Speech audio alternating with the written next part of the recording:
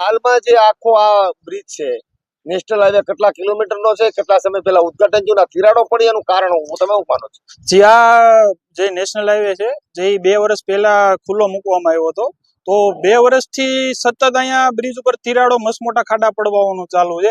આમ તમે જાઓ તો સોમનાથ આવેલું છે ને આમ સીધું ભાવનગર ને જાય રસ્તા ઉપર કે બ્રિજ ઉપર જાશો મસમોટી તિરાડો જોવા મળે છે.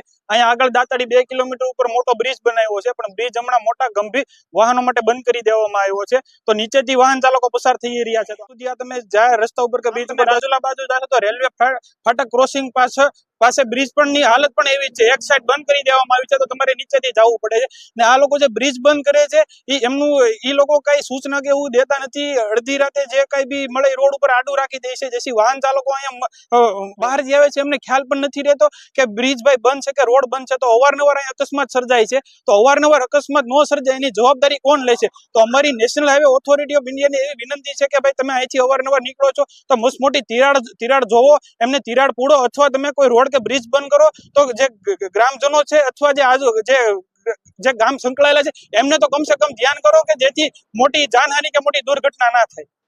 તમારું નામ શું ને હાલમાં જે મસ્ત મોટી તિરાડો નેશનલ હાઈવે પર પડી છે? મારું નામ છે પંકજ વેલારી, હું વિક્ટર ગામનો જ રહેવાસી છું. અને સાહેબ આ હાઈવે જે રોડ બન્યો છે આપણે સોમનાથ ભાવનગર વાળો, એ બધા જ્યાં પુલ બનાવેલા છે બધા પુલની હાલત આવી છે. પુલમાં પુરાણ કઈ રીતે કર્યું છે એ ખબર પડતી નથી, કેમ કે તિરાડો બધામાં પડેલી છે ને તિરાડો એવી પડી છે કે ટુ વ્હીલરના અકસ્માત બહુ થાય છે. અઠવાડિયામાં 3-4 ટુ વ્હીલર વાળા બિચારા પડ્યા છે. મારા માસીના દીકરા ભાઈ છે એ બિચારા હમણાં 3 મહિના પહેલા પડ્યા હતા, એને પગ આખો ફ્રેક્ચર થઈ ગયો ને હવે આખી જિંદગી બિચારા હાલી એક એવી પોઝિશનમાં છે નહીં. 6 મહિનાનું પ્લાસ્ટર આવેલ છે, પ્લેટ નાખેલી છે પગમાં, અને ડોક્ટરે એવું કીધું કે પ્લેટ કાઢ્યા પછી આ ભાઈ આખી જિંદગી હાલી એકવાના તો છે જ નહીં, એ પોઝિશન છે જ નહીં.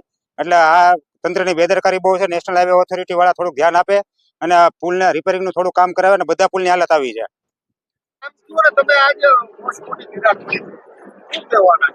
મારું નામ બાંભણિયા રણછોડ છે ને મારું ગામ આ વિક્ટર જ છે. આ ભાવનગર થી લઈને સોમનાથ સુધી કે જે નેશનલ હાઈવે બનાવવામાં આવ્યો છે એ બધા પુલ ઉપર મોટી મોટી તિરાડો પડેલી છે અને ખુલ્લેઆમ ભ્રષ્ટાચાર કરવામાં આવેલો છે અને કોઈ પણ જાતની મરામત કરવામાં આવતી નથી. અને આ જે પુલમાં મોટી મોટી તિરાડો પડી છે તેમાં 2 વ્હીલ કે 4 વ્હીલ વાળાને બહુ નુકસાન થાય છે અને મોટી અકસ્માત થવાના શક્યતા છે. ભાવનગર સોમનાથ જે નેશનલ હાઈવે છે, આ નેશનલ હાઈવે પર બસ મોટી તિરાડો પડી છે. અગાઉ પણ આમાં ગંભીર રીતે નુકસાની હતી. આ અંગે પણ રજૂઆત તમે અગાઉ કરી હતી. અત્યારે વાહન ચાલકો માટે બહુ ગંભીર બાબત ગણાય. શું કહેશો? ભાવનગરથી લઈને સોમનાથ સુધીનો કોસ્ટલ હાઈવે આ વિસ્તારની જનતા જનાર્દન માટે આશીર્વાદરૂપ સમાન છે. ભૂતકાળની જો વાત કરીએ તો સોમનાથ જવા માટે 4-5 કલાકો થતી રાજુલાથી, અને રાજુલાથી અમદાવાદ જવા માટે પણ 6 કલાક જેટલો સમય સાથે. આ રસ્તો થયા પછી 3.5 કલાકમાં ખૂબ સારી રીતે અમદાવાદ ગાંધીનગર પહોંચી શકાય એવી સ્થિતિ છે.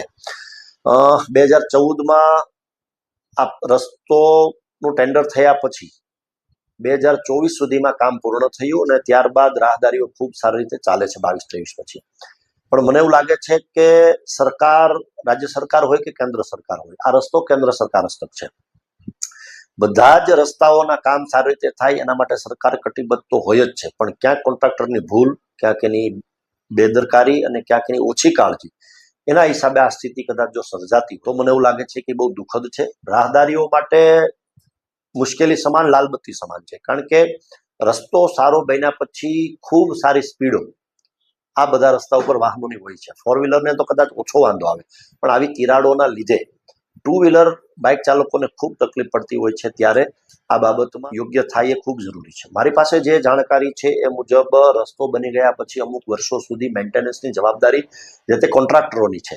તો કોન્ટ્રાક્ટરોમાં બેદરકાર ન નીવડે એના માટે સ્થાનિક લોકો, પત્રકાર મિત્રો અને આગેવાનો બધા જ સાથે મળીને સરકારશ્રીને રજૂઆત કરે. સરકારશ્રી યોગ્ય માર્ગદર્શન સાથે, યોગ્ય સૂચનો સાથે જરૂર પડે તેમનું કાન આંબળે, જેથી કરીને ભવિષ્યમાં આવી બાબતોને અટકાવી શકાય. તો એ મુજબ સરકારશ્રીનું ધ્યાન ચોક્કસ દોરીશું, જેથી કરીને કોન્ટ્રાક્ટરો આવા રસ્તાઓ રિપેર કરે અને ભવિષ્યમાં નવા બનાવવાના થાય ત્યારે જરાય પણ બેદરકારી ન રાખે, જેથી કરીને રાહદારીઓને કોઈ પ્રકારની તકલીફ ના પડે. યોગ્ય થાય એ ખૂબ જરૂરી.